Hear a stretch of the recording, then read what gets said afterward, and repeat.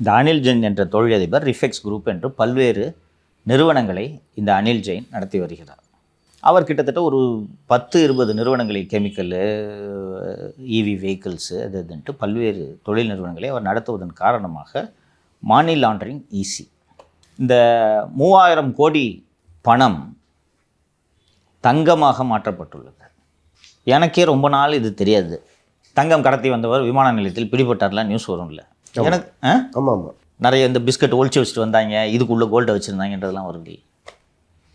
எனக்கு உள்ளபடியே எனக்கு ரொம்ப நாள் புரியாத விஷயம் என்னென்னா, அப்போ இங்கே போனால் கோல்டு கிடைக்குது, கேஷும் வாங்குறாங்க சில இடங்களில் இல்லையா, கேஷ் வாங்கினா நீங்கள் கோல்டு வாங்கிக்க முடியும், எதுக்கு இப்படி கத்தின்னு வரானுங்க என்று எனக்கு வியப்பாக இருக்கும்.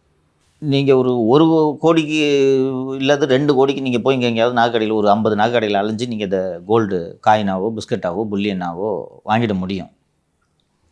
2500 கோடிக்கு புல்லியன் வாங்குறதுனா, இன்னொன்று 2500 கோடிக்கு நீங்கள் கேஷாக கொடுத்து புல்லியன் வாங்குறது.